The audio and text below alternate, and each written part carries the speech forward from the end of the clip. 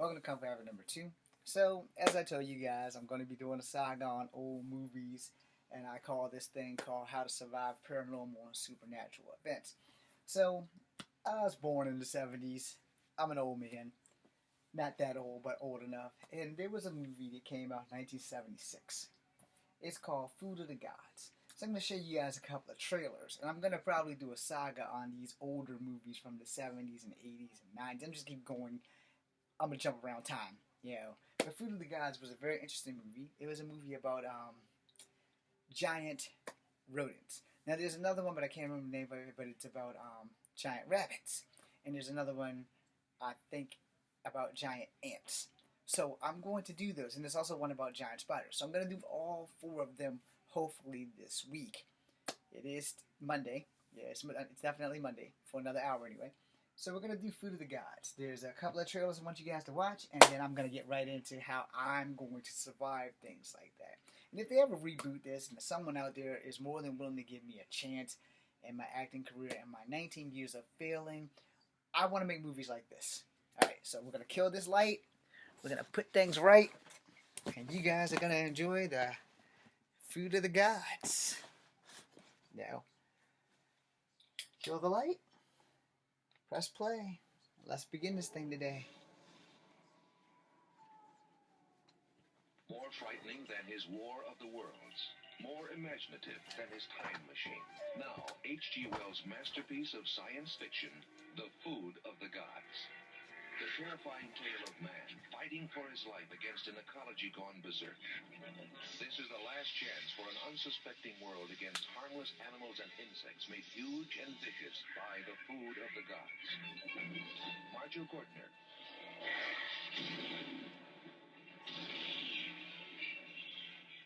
Pamela Franklin. Ralph Meeker. Ida Lupino.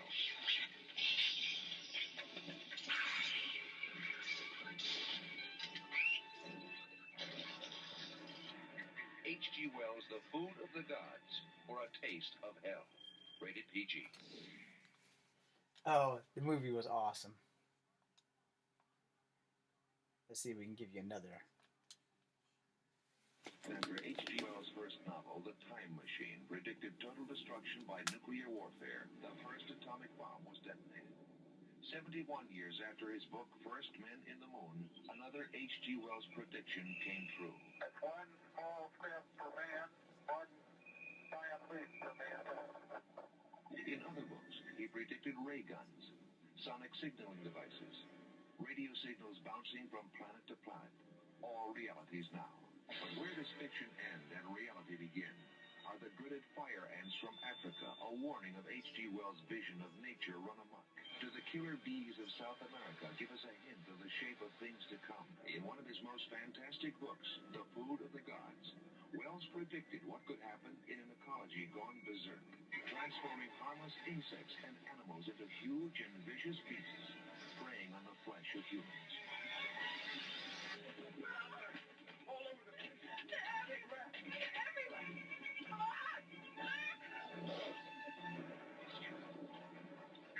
Food of the Gods. Imagine a rooster 6 feet tall. Swarms of hawk-sized wasps and panther-sized rats hunting humans in packs. Now, American International Pictures brings this most incredible H.G. Wells science fiction classic to the screen. The Food of the Gods. How did your husband happen to feed it to the chicken? Well, when we found out it weren't no oil, there was nothing to do about it, so we fed it to the chicks. I'm way ahead of you, kid. I'm going to take this stuff and have it converted to plant food. Well, then you're going to feed all the big animals with big nests. Right on. And within 5 years, I'm going to be a thing of the past.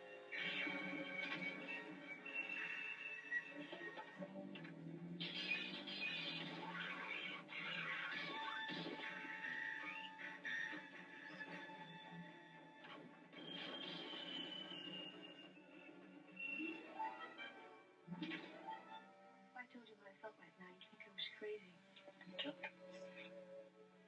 want you to make love to me. It is crazy, isn't it? At a time like this.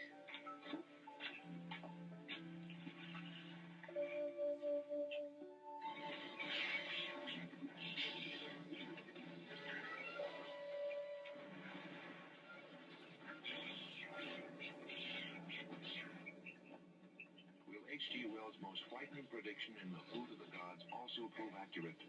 Think about it.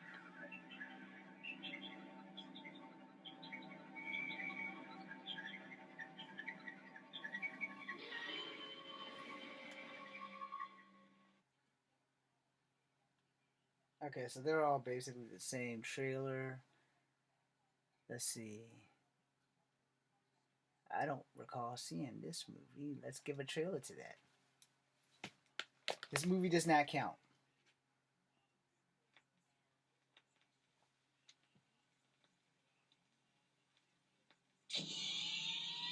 I guess this is a more recent version. You're a brilliant scientist. He used an experimental growth hormone on a kid. It started out as an experiment to save mankind. Amazing. This is the food of the gods.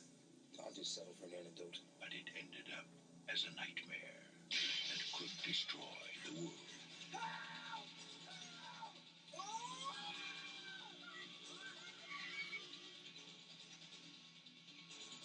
Okay, I'm gonna have to go watch this. This movie doesn't count.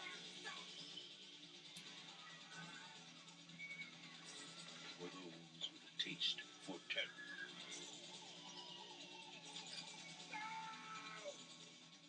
Food of the Gods 2. I have no idea when this one came out. I've only seen the original. Alright. So, let's stop there. Let's start with me. Alright. So, giant rats, giant wasps, giant ants. All these things are in there, I think. I'm pretty sure I remember the giant wasp. I don't remember the giant ants. I know that's a totally different movie starring the beautiful, sexy Joan Collins from Dynasty. We're going to have to find that movie, though. But for now, we're worrying about Food of the Gods. And a fallen remote control. So, as you saw, those ants and things, ants, those wasps and things were like freaking huge, man. Can you see something this big, alive, coming through your window at you? And what do? Well, there's good news. Guns kill them. I don't have a gun. I have a bow and arrow, though. Okay, so if you haven't seen the movie, here's your spoiler alert. Nowadays, this probably wouldn't work. But for that time period, it only worked because what they don't know then, that we all know now. Most animals can swim. So, rats and things can swim. Rats can swim, ants can swim, roaches can swim. Most anything alive now can swim. But when they made this movie, and here's your spoiler alert, they blew up the dam and flooded the whole town, which killed all the fucking rats. But what they don't know is that rats can swim. Alright, for the most part, rats can swim.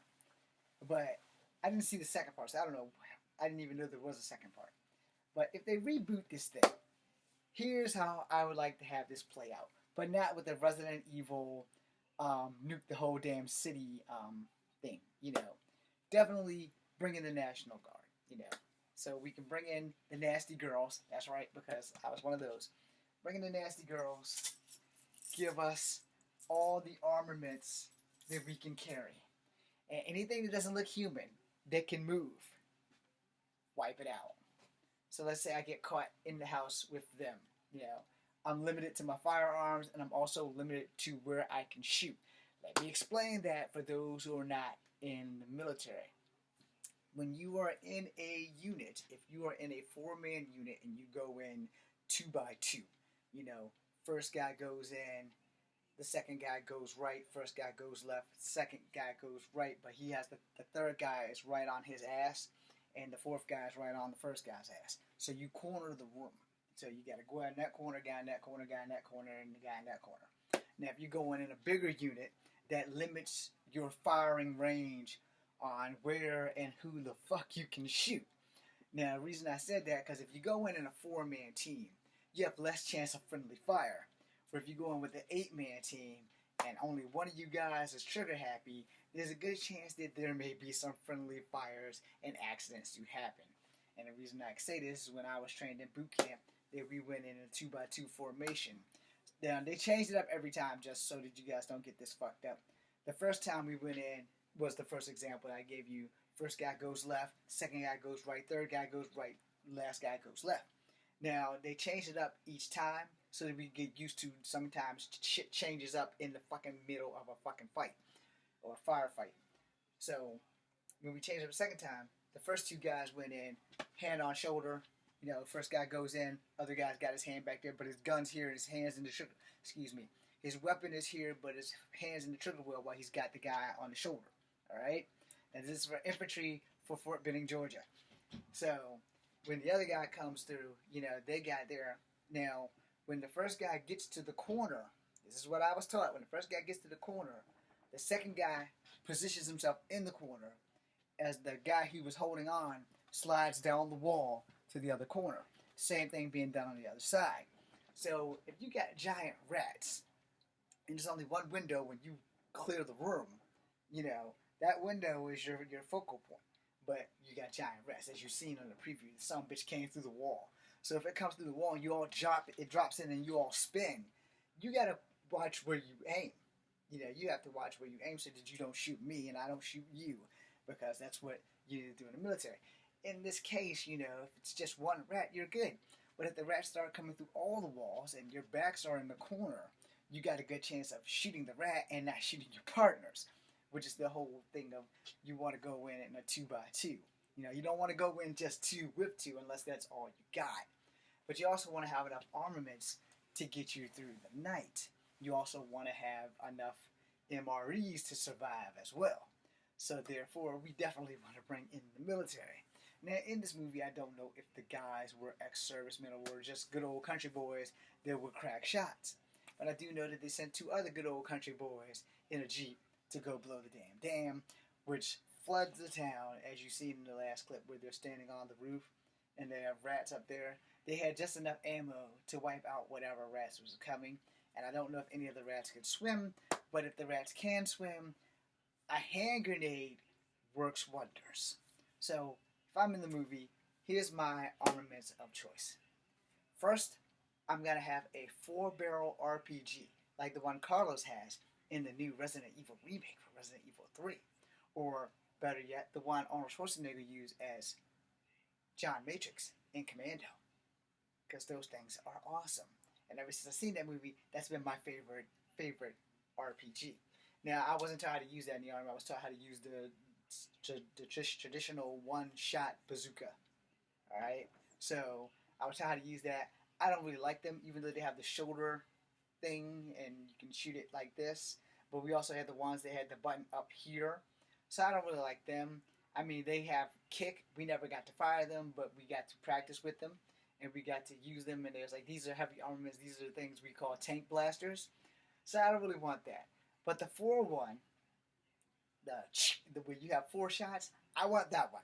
Because that way I know if I miss him the first time, I have 3 more options to blow a mouse to pieces. Alright? Now, in the other hand, that's my heavy weapon. Unless I'm strong enough to carry the Gatling.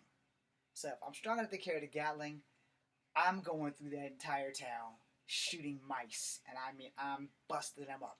I'm sorry, biker mice from Mars. But I'm blowing up every mouse with the Gatling gun that Jesse the Body Ventura had from Predator. So that would be my second choice of heavy weapons. As for my light weapons, I'm going to take either my M4 or my M16 with the grenade launcher extension. So that I'm going to have at least 4 weapons or rifles, if not anything else. I'm also going to take a fuck ton of hand grenades. In other words, a box this big times 2, loaded to the grits with hand grenades. I'm also going to take C4 and the detonators. So there's not going to be a whole lot that I can't do to these 4-legged creatures, providing that they don't get the jump on me. And then we got to worry about the aerial assault with the giant wasp or whatever.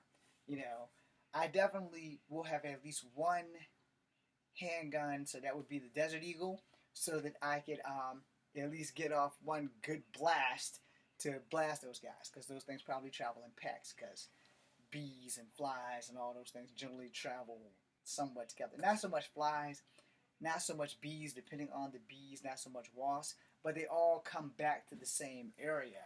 So therefore, if I find out where their nest is, I'll just lob a freaking napalm down the damn bottom of the nest. And I'm sorry if there's any casualties in there, but you know, you shouldn't have been out in the forest frolicking around knowing that these giant things are out there. This is Kung Fu Havoc number 2. I hope you guys enjoyed how I would survive Food of the Gods. Be seeing ya.